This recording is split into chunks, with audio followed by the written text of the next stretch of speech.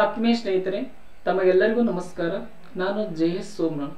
JSS ಸ್ಪರ್ಧಾ career academy YouTube channel ತಮಗೆಲ್ಲರಿಗೂ ಸ್ವಾಗತ ಸುಸ್ವಾಗತ. ಇಂದಿನ ಅವಧಿಯಲ್ಲಿ ಸಮಾಜ ವಿಜ್ಞಾನ ಪಠ್ಯಪುಸ್ತಕ ಆಧಾರಿತ ಪ್ರಮುಖ ಪ್ರಶ್ನೆ ಉತ್ತರಗಳನ್ನು ಅಧ್ಯಯನ ಮಾಡೋಣ. ಇವತ್ತಿನ ಅವಧಿಯಲ್ಲಿ ವಿಜಯನಗರ ಸಾಮ್ರಾಜ್ಯದ ಬಗ್ಗೆ ನಾವು ಅಧ್ಯಯನ ಮಾಡುತ್ತಿದ್ದೇವೆ. ಈಗಾಗಲೇ ಪ್ರಾಥಮಿಕ ಹಂತದ ಪ್ರೈಮರಿ ಹಂತದ ಪಠ್ಯಪುಸ್ತಕಕ್ಕೆ ಸಂಬಂಧಪಟ್ಟಂತೆ, ಅದು ವಿಶೇಷವಾಗಿ ಸಮಾಜ ವಿಜ್ಞಾನ 6, 7, 8 ಮತ್ತು 9ನೇ ತರಗತಿಗೆ ಸಂಬಂಧಪಟ್ಟಂತೆ 17 ವಿಡಿಯೋಗಳು ಸಂಪೂರ್ಣವಾಗಿ ಮುಗಿದಿದ್ದವ. ಇವತ್ತು 18ನೇ ವಿಡಿಯೋ ಏನಪ್ಪ ಅಂದ್ರೆ ಸ್ಟಾರ್ಟ್ ಮಾಡಿದ್ದೀವಿ. ನಾವು ಅಧ್ಯಯನ ಮಾಡುತ್ತಿರುವಂತಹ ವಿಷಯಗಳು ಮುಂಬರಲಿರುವಂತಹ ಎಲ್ಲಾ ರೀತಿಯ ಸ್ಪರ್ಧಾತ್ಮಕ ಪರೀಕ್ಷೆಗೆ ತುಂಬಾ ಸಹಾಯಕವಾಗಿರೋದು. ಕರ್ನಾಟಕದಲ್ಲಿ ನಡೆಸುವಂತಹ ಎಲ್ಲಾ ರೀತಿಯ ಸ್ಪರ್ಧಾತ್ಮಕ ಪರೀಕ್ಷೆಗಳು, KS ಆಗಿರಬಹುದು, KPSC ನಡೆಸುವಂತಹ non technical post, FD, SD, ಅದೇ ರೀತಿಯಾಗಿ PC, PSI, PDO, TET, HS star, GP star, PA star, ಇತರ ಎಲ್ಲಾ ರೀತಿಯ ಸ್ಪರ್ಧಾತ್ಮಕ ಪರೀಕ್ಷೆಗೆ ಬಹಳಷ್ಟು ಉಪಯುಕ್ತವಾಗುವಂತ ಮಾಹಿತಿ, ಪ್ರಾಥಮಿಕ ಹಂತದ ಮಾಹಿತಿ ಏನಪ್ಪಾ ಅಂದ್ರ ಈ ತರಗತಿಗಳಿಂದ ಏನಪ್ಪಾ ಅಂದ್ರ ನಿಮಗ ಅನುಕೂಲ ಆಗ್ತದ. ಇವತ್ತಿನ ಅವಧಿಯಲ್ಲಿ ಏನಪ್ಪಾ ಅಂದ್ರ ವಿಜಯನಗರ ಸಾಮ್ರಾಜ್ಯದ ಬಗ್ಗೆ ಅಧ್ಯಯನ ಮಾಡಕ್ ಹೊಂತೀವಿ. ಅದಕ್ಕಿಂತ ಮುಂಚಿತವಾಗಿ ಇಂದಿನ ಅವಧಿಯಲ್ಲಿ ದೆಹಲಿ ಸುಲ್ತಾನರ ಬಗ್ಗೆ ನಾವು ಅಧ್ಯಯನ ಮಾಡಿದೀವಿ. ಆ ದೆಹಲಿ ಸುಲ್ತಾನರಿಗೆ ಸಂಬಂಧಪಟ್ಟಂತ ಒಂದು 3 ರಿಂದ 4 ಪ್ರಶ್ನೆಗಳದವ. ಅವುಗಳನ್ನ ಅಧ್ಯಯನ ಮಾಡ್ತಾ ಮುಂದೆ ವಿಜಯನಗರ ಸಾಮ್ರಾಜ್ಯವನ್ನು ಸ್ಥಾಪನೆ ಅಂದ್ರೆ ವಿಜಯನಗರ ಸಾಮ್ರಾಜ್ಯದ ಸ್ಥಾಪನೆ ಬಗ್ಗೆ ನಾವು ತಿಳಿದುಕೊಳ್ಳೋಣ ಅಂತ ಹೇಳುತ್ತಾ, ಈಗಾಗಲೇ 156 ಪ್ರಶ್ನೆಗಳನ್ನು ಸಂಪೂರ್ಣವಾಗಿ ಮುಗಿದಿದ್ದವು. 18, 17 ವಿಡಿಯೋಗಳು, ನೆಕ್ಸ್ಟ್ 156 ಪ್ರಶ್ನೆಗಳು ಸಂಪೂರ್ಣವಾಗಿ ಮುಗಿದಿದ್ದವ. ಮತ್ತು ಪ್ರಾಥಮಿಕ ಹಂತದಲ್ಲಿ ಇರುವಂತಹ ಪಠ್ಯಪುಸ್ತಕದಲ್ಲಿ ಇರುವಂತಹ ಮಾಹಿತಿಯನ್ನು ಸಂಪೂರ್ಣ ಒಂದೇ ಒಂದು ಪಾಯಿಂಟ್ ಬಿಡಲಾರಂಗೆ ಏನಪ್ಪಾ ಅಂದ್ರ ತರಗತಿಯಲ್ಲಿ ಏನಪ್ಪಾ ಅಂದ್ರ ತಿಳಿಸಿಕೊಂಡಾಗ, ಹಾಗಾಗಿ ವಿಡಿಯೋಗಳನ್ನ ಕಂಟಿನ್ಯೂಸ್ ಆಗಿ ಏನಪ್ಪಾ ಅಂದ್ರ ನೀವು ವಾಚ್ ಮಾಡ್ರಿ ಅಂತ ಹೇಳುತ್ತಾ, ಇವತ್ತಿನ ಅವಧಿಯಲ್ಲಿ ದೆಹಲಿ ಸುಲ್ತಾನರ ಬಗ್ಗೆ ಉಳಿದಿರುವಂತ ಸ್ವಲ್ಪ ಟಾಪಿಕ್ ಅದ, ಅದನ್ನ ಏನಪ್ಪಾ ಅಂದ್ರ ಅಧ್ಯಯನ ಮಾಡೋಣ ನೋಡ್ರಿ. 157 ಪ್ರಶ್ನೆ. ಕೆಳಗಿನ ಹೇಳಿಕೆಗಳನ್ನು ಪರಿಗಣಿಸಿರಿ. ಎ ಸ್ಟೇಟ್ಮೆಂಟ್: ಸುಲ್ತಾನರ ಆಡಳಿತದಲ್ಲಿ ಶಿಯಾ ಮತ್ತು ಹಿಂದೂ ಪ್ರಜೆಗಳಿಗೆ ಧಾರ್ಮಿಕ ನಿರ್ಬಂಧಗಳಿದ್ದವು. ಬಹುತೇಕ ಹಿಂದೂ ಸರ್ದಾರರನ್ನು ಉನ್ನತ ಹುದ್ದೆಗಳಿಗೆ ನೇಮಕ ಮಾಡಲಾಗಿತ್ತು. ಬಿ ಸ್ಟೇಟ್ಮೆಂಟ್: ಗುಲಾಮಗಿರಿ ಪದ್ಧತಿ ಇವರ ಕಾಲದಲ್ಲಿ ವ್ಯಾಪಕವಾಗಿ ಬೆಳೆಯಿತು. ಸುಲ್ತಾನರ ಅರಮನೆಯಲ್ಲಿ ಮಹಿಳಾ ಗುಲಾಮರು ಇರಲಿಲ್ಲ. ಸಿ ಸ್ಟೇಟ್ಮೆಂಟ್: ಇವರ ಕಾಲದಲ್ಲಿ ಪರ್ದಾ ಮತ್ತು ಬಾಲ್ಯ ವಿವಾಹ ಪದ್ಧತಿ ರೂಢಿಯಲ್ಲಿದ್ದು. ಇಲ್ಲಿ ನಾವು ಸರಿಯಾದ ಹೇಳಿಕೆಯನ್ನು ಕಂಡುಹಿಡಿಯಬೇಕಾದ. ಮೊದಲು ನೋಡ್ರಿ, ಆಪ್ಷನ್ಸ್ ಗಳನ್ನ ನೋಡ್ರಿ. 1ನೇ ಆಪ್ಷನ್ A ಮತ್ತು B ಮಾತ್ರ ಸರಿಯಾಗಿವೆ. 2ನೇ ಆಪ್ಷನ್ C ಮಾತ್ರ ಸರಿಯಾಗಿದೆ. 3ನೇ ಆಪ್ಷನ್ B ಮತ್ತು C ಮಾತ್ರ ಸರಿಯಾಗಿವೆ. D option A, B, C ಮಾತ್ರ ಸರಿಯಾಗಿವೆ ಅಂತ. ಇಲ್ಲಿ ರೈಟ್ ಆನ್ಸರ್ ಬಂದೇನಪ್ಪ ಅಂದ್ರ 2ನೇ ಆಪ್ಷನ್ಸ್ C ಮಾತ್ರ ಏನಾಗಿದಪ್ಪ ಅಂದ್ರೆ ಸರಿಯಾಗಿದೆ. ದೆಹಲಿ ಸುಲ್ತಾನರ ಕಾಲದಲ್ಲಿ ಮಹಿಳೆಯರಿಗೆ ಸಂಬಂಧಪಟ್ಟಂತ ಪರ್ದಾ ಪದ್ಧತಿ ಮತ್ತು ಬಾಲ್ಯ ವಿವಾಹ ಪದ್ಧತಿಗಳು ಬಹಳಷ್ಟು ಏನಾಗಿದವಪ್ಪ ಅಂದ್ರೆ ರೂಢಿಯಲ್ಲಿದ್ದು. ಹಾಗಾಗಿ ಈ ಸ್ಟೇಟ್ಮೆಂಟ್ ಏನಾಗ್ತದಪ್ಪ ಅಂದ್ರೆ ಕರೆಕ್ಟ್ ಆಗ್ತದೆ. ಇನ್ನ ಬಿ ಸ್ಟೇಟ್ಮೆಂಟ್ ಅನ್ನು ನೋಡ್ರಿ. ಗುಲಾಮಗಿರಿ ಪದ್ಧತಿ ಇವರ ಕಾಲದಲ್ಲಿ ವ್ಯಾಪಕವಾಗಿ ಬೆಳೆಯಿತು. ಇದು ಇಲ್ಲಿ ತನ ಸ್ಟೇಟ್ಮೆಂಟ್ ರೈಟ್ ಆಗದ. ದೆಹಲಿ ಸುಲ್ತಾನರ ಕಾಲಾವಧಿಯಲ್ಲಿ ಗುಲಾಮಗಿರಿ ಪದ್ಧತಿ ಬಹಳಷ್ಟು ವ್ಯಾಪಕವಾಗಿ ಬೆಳೆಯಿತು. ಆದರೆ ಇಲ್ಲಿ ಮುಂದಿನ ಸ್ಟೇಟ್ಮೆಂಟ್ ನೋಡ್ರಿ, ಸುಲ್ತಾನರ ಅರಮನೆಯಲ್ಲಿ ಮಹಿಳಾ ಗುಲಾಮರು ಇರಲಿಲ್ಲ ಅಂತದ. ಇದು ಸ್ಟೇಟ್ಮೆಂಟ್ ರಾಂಗ್. ಹಾಗಾಗಿ ಬಿ ಸ್ಟೇಟ್ಮೆಂಟ್ ಏನಿದಪ್ಪ ಅಂದ್ರೆ ರಾಂಗ್ ಆಗ್ತದೆ. ಯಾಕಂದ್ರೆ ದೆಹಲಿ ಸುಲ್ತಾನ ಅರಮನೆಯಲ್ಲಿ ಸಾಕಷ್ಟು ಮಹಿಳೆಯರು ಗುಲಾಮರಾಗಿದ್ದರು. ನೆಕ್ಸ್ಟ್ ಎ ಸ್ಟೇಟ್ಮೆಂಟ್ ನೋಡ್ರಿ. ಸುಲ್ತಾನರ ಆಡಳಿತದಲ್ಲಿ ಶಿಯಾ ಮತ್ತು ಹಿಂದೂ ಪ್ರಜೆಗಳ ಧಾರ್ಮಿಕ ನಿರ್ಬಂಧಗಳದ್ದು. ಇಲ್ಲಿ ತನಕ ಈ ಸ್ಟೇಟ್ಮೆಂಟ್ ಏನಾಗಿದಪ್ಪ ಅಂದ್ರೆ ರೈಟ್ ಆಗಿದೆ ಇಲ್ಲಿ ತನಕ. ಆದ್ರೆ ಬಹುತೇಕ ಹಿಂದೂ ಸರ್ದಾರ ಉನ್ನತ ಹುದ್ದೆಗಳಿಗೆ ಏನ್ ಮಾಡ್ತಿರೋದು ಅಂದ್ರೆ ಪರಿಗಣಿಸುತ್ತಿರ್ಲಿಲ್ಲ. ಹಾಗಾಗಿ ಈ ಸ್ಟೇಟ್ಮೆಂಟ್ ಏನಾಗಿದಪ್ಪ ಅಂದ್ರೆ ರಾಂಗ್ ಆಗಿದೆ. ಇದಕ್ಕೆ ಸಂಬಂಧಪಟ್ಟಂತ ವಿವರಣೆ ನೋಡೋಣ. ಸುಲ್ತಾನರ ಆಡಳಿತ ಪದ್ಧತಿ ಬಗ್ಗೆ ಅಧ್ಯಯನ ಮಾಡುತ್ತಿದ್ವಿ. ಸುಲ್ತಾನರ ಕಾಲದಲ್ಲಿ ಶಿಯಾ ಮತ್ತು ಹಿಂದೂ ಪ್ರಜೆಗಳಿಗೆ ಏನಾಗಿತ್ತಪ್ಪ ಅಂದ್ರೆ ಧಾರ್ಮಿಕ ನಿರ್ಬಂಧಗಳಿದ್ದವು, ಧಾರ್ಮಿಕ ಕಟ್ಟುಪಾಡುಗಳಿದ್ದವು. ನೆಕ್ಸ್ಟ್ ನೋಡ್ರಿ, ಮುಸ್ಲಿಂ ಸರ್ದಾರನ್ನು ಮಾತ್ರ ಉನ್ನತ ಹುದ್ದೆಗಳಿಗೆ ನೇಮಕ ಮಾಡಲಾಗಿತ್ತು. ಕೆಳ ಹಂತದ ಹುದ್ದೆಗಳಿಗೆ ಹಿಂದೂಗಳಿಗೆ ನೀಡುತ್ತಿದ್ರು, ಉನ್ನತ ಹುದ್ದೆಗಳು ಏನಪ್ಪಾ ಅಂದ್ರೆ ಮುಸ್ಲಿಮರಿಗೆ ನೀಡುತ್ತಿದ್ರು.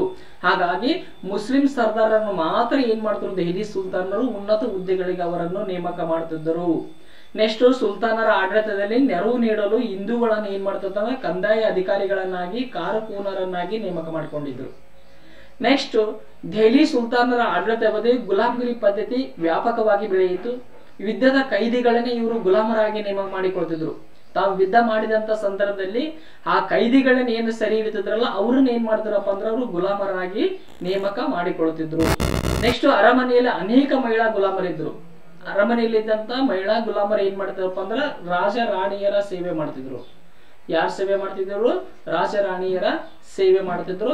ಇನ್ನ ಮೇಲ್ವರ್ಗದ ಸ್ತ್ರೀಯರು ಲಲಿತ ಕಲೆಗಳಲ್ಲಿ ಭಾಗವಹಿಸ್ತಿದ್ರು. ಮೇಲ್ವರ್ಗದ ಸ್ತ್ರೀಯರು ಮಾತ್ರ ಏನ್ ಮಾಡ್ತಿದ್ರಪ್ಪ ಅಂದ್ರ ಲಲಿತ ಕಲೆಗಳಲ್ಲಿ ಇವರು ಭಾಗವಹಿಸ್ತಿದ್ರು. ನೆಕ್ಸ್ಟ್ 158ನೇ ಪ್ರಶ್ನೆ ನೋಡ್ರಿ. ದೆಹಲಿ ಸುಲ್ತಾನರ ಕಾಲದಲ್ಲಿ ಈ ಕೆಳಗಿನ ಯಾವ ಉದ್ಯಮವು ತುಂಬಾ ಪ್ರಾಬಲ್ಯ ಪಡೆದುಕೊಂಡಿತ್ತು? ಆಲ್ರೆಡಿ ಟಿ ಈ ಪ್ರಶ್ನೆ ಕೇಳಿದಾನೆ, ನೆನಪಿಡಿ, ಬಹಳ ಇಂಪಾರ್ಟೆಂಟ್ ಆಗ್ತದೆ ನೋಡ್ರಿ. ಎ ಆಪ್ಷನ್ ಚಿನ್ನ ಬೆಳ್ಳಿ ಉದ್ಯಮ, ಬಿ ಆಪ್ಷನ್ ಕಸೂತಿ ತಯಾರಿಕೆ, ಸಿ ಬಟ್ಟೆ ತಯಾರಿಕೆ, ಡಿ ಆಪ್ಷನ್ ಬಣ್ಣ ಹಾಕುವಿಕೆ. ಇದಕ್ಕೆ ರೈಟ್ ಆನ್ಸರ್ ಬಂದ್ ಏನಪ್ಪಾ ಅಂದ್ರ ಸಿ ಆಪ್ಷನ್ ರೈಟ್ ಆನ್ಸರ್ ಆಗ್ತದೆ. ದೆಹಲಿ ಸುಲ್ತಾನರ ಕಾಲದಲ್ಲಿ ಯಾವ ಉದ್ಯಮವು ತುಂಬಾ ಪ್ರಾಬಲ್ಯ ಪಡೆದುಕೊಂಡಿತ್ತಪ್ಪ ಅಂದ್ರ ಬಟ್ಟೆ ತಯಾರಿಕೆ. ಯಾವ ತಯಾರಿಕೆ? ಬಟ್ಟೆ ತಯಾರಿಕೆ ಏನಪ್ಪಾ ಅಂದ್ರ ಬಹಳಷ್ಟು ಅವರ ಕಾಲದಲ್ಲಿ ಏನಪ್ಪಾ ಅಂದ್ರ ಪ್ರಾಬಲ್ಯವನ್ನು ಪಡೆದುಕೊಂಡಿತ್ತು. ನೋಡ್ರಿ, ಅದಕ್ಕೆ ಸಂಬಂಧಪಟ್ಟಂತೆ ವಿವರಣೆ ನೋಡ್ರಿ. ದೆಹಲಿ ಸುಲ್ತಾನರ ಆರ್ಥಿಕ ಸ್ಥಿತಿಗತಿಗಳನ್ನ ನಾವು ಅಧ್ಯಯನ ಮಾಡುವುದರ ಅವರ ಆದಾಯದ ಮೂಲ ಯಾವುದಾಗಿತ್ತಪ್ಪ ಅಂದ್ರ ಕೃಷಿ ಸಂಪತ್ತಾಗಿತ್ತು. ದೆಹಲಿ ಸುಲ್ತಾನರ ರಾಜ್ಯ ಆದಾಯದ ಮೂಲ ಎಲ್ಲಿಂದ ಬರ್ತದಪ್ಪ ಅಂದ್ರ ಕೃಷಿಯ ಮೂಲದಿಂದ. ಅಂದ್ರ ಕೃಷಿ ಬೇಸಡೆ ಏನಪ್ಪಾ ಅಂದ್ರ ಅವರ ಆದಾಯವನ್ನು ಹೊಂದಿದ್ರು. ದೆಹಲಿ ಸುಲ್ತಾನರು ತಮ್ಮದೇ ಆದ ಕಾರ್ಖಾನೆಗಳನ್ನು ಸ್ಥಾಪಿಸಿಕೊಂಡಿದ್ದರು. ಅದರಲ್ಲಿ ಬಟ್ಟೆ ತಯಾರಿಕಾ ಉದ್ಯಮವು ಏನಾಗಿತ್ತಪ್ಪ ಅಂದ್ರ ತುಂಬಾ ಪ್ರಾಬಲ್ಯವನ್ನು ಪಡೆದುಕೊಂಡಿತ್ತು. ಇವರ ಕಾಲದಲ್ಲಿ ಯಾವ್ಯಾವ ಕಾರ್ಖಾನೆಗಳಿದ್ವು ಅಂದ್ರ ಒಂದು ಚಿನ್ನ ಬೆಳ್ಳಿ ಸಾಮಗ್ರಿ ತಯಾರಿಕೆ ಕಾರ್ಖಾನೆಗಳಿದ್ದವು, ಕಸೂತಿ ತಯಾರಿಕೆ ಬಹಳಷ್ಟು ಪ್ರಾಮುಖ್ಯತೆ ಪಡೆದುಕೊಂಡಿತ್ತು, ಬಟ್ಟೆ ತಯಾರಿಕೆ, ಬಣ್ಣ ಹಾಕುವಿಕೆ ಇವೆಲ್ಲದರಲ್ಲೂ ಬಹಳಷ್ಟು ಪ್ರಾಮುಖ್ಯತೆ ಯಾವ್ದಾಗ್ತದಂದ್ರ ಬಟ್ಟೆ ತಯಾರಿಕೆ ಪ್ರಾಬಲ್ಯ ಏನಪ್ಪಾ ಅಂದ್ರ ಪಡೆದುಕೊಂಡಿತ್ತು. ಬಹಳ ಇಂಪಾರ್ಟೆಂಟ್ ಆಗ್ತದ. ಆಲ್ರೆಡಿ ಏನ್ ಮಾಡಿದಾರಪ್ಪ ಅಂದ್ರ ಟಿಇಟಿಗೆ ಇದನ್ನ ಪ್ರಶ್ನೆಯನ್ನ ಕೇಳಿದಾನೆ. ನೆಕ್ಸ್ಟ್ ನೋಡ್ರಿ 159ನೇ ಪ್ರಶ್ನೆ. ಈ ಕೆಳಗಿನ ಹೇಳಿಕೆಗಳನ್ನು ಪರಿಗಣಿಸಿರಿ. ಎ ಸ್ಟೇಟ್ಮೆಂಟ್ ನೋಡ್ರಿ. ದೆಹಲಿ ಸುಲ್ತಾನರ ಕಾಲದಲ್ಲಿ ಅರೇಬಿಕ್ ಮತ್ತು ಪರ್ಷಿಯನ್ ಭಾಷೆಯಲ್ಲಿ ಸಾಹಿತ್ಯ ಅಭಿವೃದ್ಧಿ ಆಯಿತು. B statement. ಅಮೀರ್ ಖುಸ್ರೋ 6 ಪ್ರಮುಖ ಗ್ರಂಥಗಳಲ್ಲಿ ಹಿಂದೂ ಸಂಸ್ಕೃತಿಯ ಬಗ್ಗೆ ಮಾಹಿತಿ ನೀಡಿದ್ದಾನೆ. ಈತನನ್ನು ಭಾರತದ ಗಿಳಿ ಎಂದು ಕರೆಯಲಾಗುತ್ತದೆ. ಸರಿಯಾದ ಆಯ್ಕೆಯನ್ನು ಗುರುತಿಸಿ. 1ನೇ ಆಪ್ಷನ್ ನೋಡ್ರಿ, ಎ ಮತ್ತು ಬಿ ಸರಿಯಾಗಿವೆ. 2ನೇ ಆಪ್ಷನ್ ಎ ಮಾತ್ರ ಸರಿಯಾಗಿದೆ. 3ನೇ ಆಪ್ಷನ್ ಬಿ ಮಾತ್ರ ಆಗಿದೆ. ನೆಕ್ಸ್ಟ್ 4ನೇ ಆಪ್ಷನ್ ಎ ಮತ್ತು ಬಿ ತಪ್ಪಾಗಿವೆ. ಇಲ್ಲಿ ರೈಟ್ ಆನ್ಸರ್ ಬಂದು 1ನೇ ಆಪ್ಷನ್ ಏನಿದಲ್ಲ ಎ ಮತ್ತು ಬಿ ಮಾತ್ರ ಏನಾಗಿದಪ್ಪ ಅಂದ್ರೆ ಇಲ್ಲಿ ಸರಿಗೋ. ನೋಡ್ರಿ, ದೆಹಲಿ ಸುಲ್ತಾನರ ಕಾಲದಲ್ಲಿ ಅರೇಬಿಕ್ ಭಾಷೆಯಲ್ಲಿ ಮತ್ತು ಪರ್ಷಿಯನ್ ಭಾಷೆಯಲ್ಲಿ ಅಪಾರವಾದ ಸಾಹಿತ್ಯ ಏನಾಯ್ತಪ್ಪ ಅಂದ್ರೆ ಅಭಿವೃದ್ಧಿ ಆಯ್ತು. ಅದರಲ್ಲಿ ಬಹಳ ಪ್ರಮುಖವಾದಂತ ಕವಿ ಯಾರಪ್ಪ ಅಂದ್ರ ಅಮೀರ್ ಖುಸ್ರೋ ಬರ್ತಾನ. ಈತ ಪ್ರಮುಖವಾಗಿ ಎಷ್ಟು ಗ್ರಂಥಗಳನ್ನು ರಚನೆ ಮಾಡ್ತಾನಂದ್ರ ಪ್ರಮುಖವಾಗಿ 6 ಗ್ರಂಥಗಳನ್ನು ರಚನೆ ಮಾಡ್ತಾನ. ಅಮೀರ್ ಖುಸ್ರೋ ಎಷ್ಟು ಗ್ರಂಥಗಳನ್ನು ರಚನೆ ಮಾಡ್ತಾನ? 6 ಗ್ರಂಥಗಳನ್ನು ರಚನೆ ಮಾಡ್ತಾನ. ಇವು 6 ಗ್ರಂಥಗಳಲ್ಲಿ ಏನಪ್ಪಾ ಅಂದ್ರ ಹಿಂದೂ ಸಂಸ್ಕೃತಿಯ ಬಗ್ಗೆ ಆತ ಮಾಹಿತಿ ನೀಡಿದ್ದಾನ. ಯಾವ ಸಂಸ್ಕೃತಿ ಬಗ್ಗೆ ಯಾರ ಬಗ್ಗೆ ಆತ ಮಾಹಿತಿಯನ್ನು ನೀಡಿದ್ದಾನಪ್ಪ ಅಂದ್ರ ಹಿಂದೂಗಳ ಬಗ್ಗೆ ಮತ್ತು ಅವರ ಸಂಸ್ಕೃತಿಯ ಬಗ್ಗೆ ಏನಪ್ಪಾ ಅಂದ್ರ ಆತ ಮಾಹಿತಿ ನೀಡಿದ್ದಾನ. ಈತನನ್ನು ಭಾರತದ ಗಿಳಿ ಎಂದು ಕರೀತಾರೆ. ಸಾಕಷ್ಟು ಬಾರಿ ಪರೀಕ್ಷೆ ಕೇಳೋಣ. ಭಾರತದ ಗಿಳಿ ಎಂದು ಯಾರಿಗೆ ಕರೆಯುತ್ತಾರೆ ಅಂತ ನಮಗ್ ಪ್ರಶ್ನೆ ಕೇಳೋಣ. ಯಾರಿಗೆ ಕರೀತಾರ? ಅಮೀರ್ ಖುಸ್ರೋ ಅವ್ರಿಗೆ ಏನಪ್ಪಾ ಅಂದ್ರ ಭಾರತದ ಗಿಳಿ ಅಂತ ಕರೀತಾರ. ನೋಡ್ರಿ, ಅದಕ್ಕೆ ಸಂಬಂಧಪಟ್ಟಂತ ಮಾಹಿತಿ ದೆಹಲಿ ಸುಲ್ತಾನರ ಕಾಲದಲ್ಲಿ ಸಾಹಿತ್ಯ ಯಾವ ರೀತಿಯಾಗಿ ಬೆಳೀತ ಅನ್ನೋದ್ರ ಬಗ್ಗೆ ಇಲ್ಲಿ ಮಾಹಿತಿ ಅದ. ನೋಡ್ರಿ, ದೆಹಲಿ ಸುಲ್ತಾನರಲ್ಲಿ ಸಾಕಷ್ಟು ವಿದೇಶಿ ಬರಹಗಾರರು ಇತಿಹಾಸ ತಜ್ಞರು ಅವರ ಆಸ್ಥಾನದಲ್ಲಿ ಆಶ್ರಯ ಪಡೆದಿದ್ರು. ಯಾರ ಆಸ್ಥಾನದಲ್ಲಿ? ದೆಹಲಿ ಸುಲ್ತಾನ ಆಸ್ಥಾನದಲ್ಲಿ. ಇವರ ಕಾಲದಲ್ಲಿ ಅರೇಬಿಕ್ ಮತ್ತು ಪರ್ಷಿಯನ್ ಭಾಷೆಯ ಸಾಹಿತ್ಯ ಏನಪ್ಪಾ ಅಂದ್ರ ಸಾಕಷ್ಟು ಅಭಿವೃದ್ಧಿ ಆಯ್ತು. ಯಾವ್ಯಾವ ಭಾಷೆ ಸಾಹಿತ್ಯ? ಒಂದು ಅರೇಬಿಕ್ ಭಾಷೆಯ ಸಾಹಿತ್ಯ, ಇನ್ನೊಂದು ಪರ್ಷಿಯನ್ ಭಾಷೆಯ ಸಾಹಿತ್ಯ ಏನಪ್ಪಾ ಅಂದ್ರ ರಚನೆ ಆಯಿತು. ಅರ್ಧ ಅಲ್ ಬರೋನಿ ಅಂತ ಬರ್ತಾನ. ಈತ ತಾರಿಕ್ ಉಲ್ ಹಿಂದ್ ಎಂಬ ಕೃತಿಯನ್ನು ಬರೀತಾನ. ಯಾವುದು? ತಾರಿಕ್ ಉಲ್ ಹಿಂದ್ ಎಂಬ ಕೃತಿಯನ್ನು ಬರೀತಾನ. ಈತ ಯಾರ ಆಸ್ಥಾನದಲ್ಲಿದ್ದ? ಬೆರೋನಿ ಯಾರ ಆಸ್ಥಾನದಲ್ಲಿದ್ದ ಅಂದ್ರ ಮೊಹಮ್ಮದ್ ಗಜ್ನಿ ಆಸ್ಥಾನದಲ್ಲಿದ್ದ. ಮೋಸ್ಟ್ ಇಂಪಾರ್ಟೆಂಟ್ ಆಗ್ತದ. ಮೊಹಮ್ಮದ್ ಗಜ್ನಿ ಯಾರ ಅಂದ್ರ ಬೇರೂನಿಗೆ ಏನ್ ಮಾಡಿದಪ್ಪ ಅಂದ್ರ ಆಶ್ರಯ ನೀಡಿದ್ದ. ಈತ ಬರೆದ ಕೃತಿ ಯಾವ್ದಪ್ಪ ಅಂದ್ರ ತಾರಿಕ್ ಉಲ್ ಹಿಂದ್. ಬೇರೂನಿ ಅಲ್ ಬೇರೂನಿ ಅವರು ಬರೆದಂತ ಕೃತಿ ಯಾವ್ದಂದ್ರ ತಾರಿಕ್ ಉಲ್ ಹಿಂದ್ ಎಂಬ ಕೃತಿಯನ್ನು ಬರೆದ. ಈ ಕೃತಿ ಒಳಗ ಆತ ಏನ್ ಮಾಡ್ತಾನಪ್ಪ ಅಂದ್ರ ಭಾರತದ ಸಾಮಾಜಿಕ ಆರ್ಥಿಕ ಮತ್ತು ಧಾರ್ಮಿಕ ವಿಷಯದ ಕುರಿತು ಮಾಹಿತಿ ನೀಡ್ತಾನ. ತಾರಿಕ್ ನಮಗ್ ಕೇಳ್ತಾನೆ ಎಕ್ಸಾಮ್ ಒಳಗ, ತಾರಿಕ್ ಉಲ್ ಹಿಂದ್ ಎಂಬ ಕೃತಿ ಬರೆದವ್ರು ಯಾರಂತ ಕೇಳ್ತಾರ. ಯಾರು ಬರ್ದಾರ ನೋಡೋಣ ಹೇಳ್ರಿ. ಆಲ್ ಬೇರೂನಿ ಅವ್ರ ಏನ್ ಬಂದ್ರ ಈ ಕೃತಿಯನ್ನು ಬರಿತಾನ. ಅದ್ರೊಳಗೆ ಯಾವ ವಿಷಯದ ಕುರಿತು ಪ್ರಸ್ತಾಪ ಮಾಡ್ತಾನಂದ್ರ ಆತ ಭಾರತದ ಸಾಮಾಜಿಕ ಆರ್ಥಿಕ ಮತ್ತು ಧಾರ್ಮಿಕ ವಿಷಯದ ಕುರಿತು ಆತ ಮಾಹಿತಿಯಲ್ಲಿ ಪ್ರಸ್ತಾಪವನ್ನು ಮಾಡಿದಾನ. ಇನ್ನ ಖುಸ್ರೋ ನೋಡ್ರ, ಅಮೀರ್ ಖುಸ್ರೋ ಸಂಗೀತಗಾರನಾಗಿದ್ದ. ತಬಲಾ, ಸಿತಾರ ಮುಂತಾದ ವಾದ್ಯಗಳನ್ನು ಆತ ರೂಪಿಸಿದ. ತಬಲಾ ಏನ್ ರೆಡಿ ಮಾಡಿದವ್ರು ಯಾರು? ಸಿತಾರನು ಮೊದಲು ರೆಡಿ ಮಾಡಿದವರಪ್ಪ ಅಂದ್ರ ಅಮೀರ್ ಖುಸ್ರೋ. ಏನು ಭಾರತದ ಗಿಳಿ ಎಂದು ಖ್ಯಾತಿ ಪಡೆದಿದ್ದಲ್ಲ, ಆತ ಒಬ್ಬ ಸಂಗೀತಗಾರನಾಗಿದ್ದ. ಆತನೇನ್ ಮೊದಲು ಬಾರಿಗೆ ತಬಲಾ ಸಿತಾರನ ಆತ ಏನ್ ಮಾಡಿದಪ್ಪ ಅಂದ್ರ ಅಭಿವೃದ್ಧಿಯನ್ನ ಅಥವಾ ನಿರ್ಮಿಸಿದ. ನೋಡ್ರಿ, ಸುಲ್ತಾನರ ಕಾಲದ ಪ್ರಮುಖ ಕವಿಗಳ ನೋಡ್ರಿ, ಉತ್ಬಿ ಅಂತ ಬರ್ತಾನ. ಆತ ತಾರಿಕ್ ಇ ಯಾಮಿನಿ ಎಂಬ ಪುಸ್ತಕವನ್ನು ಬರಿತಾನೆ. ಉತ್ಬಿ ಯಾವ ಪುಸ್ತಕವನ್ನು ಬರಿತಾನ? ತಾರಿಕ್ ಇ ಯಾಮಿನಿ ಅನ್ನೋ ಪುಸ್ತಕವನ್ನು ಬರಿತಾನೆ. ಯಾವ ಭಾಷೆಯಲ್ಲಿ ಬರಿತಾನಪ್ಪ ಅಂದ್ರ ಅರೇಬಿಕ್ ಭಾಷೆಯಲ್ಲಿ ಬರಿತಾನೆ. ಯಾವ ಭಾಷೆಯಲ್ಲಿ ಬರಿತಾನ? ಅದನ್ನ ಅರೇಬಿಕ್ ಭಾಷೆಯಲ್ಲಿ ಬರಿತಾನ. ನೆಕ್ಸ್ಟ್ ಇನ್ನ ಅಸಾನ್ ನಿಜಾಮಿ ಬರ್ತಾನ.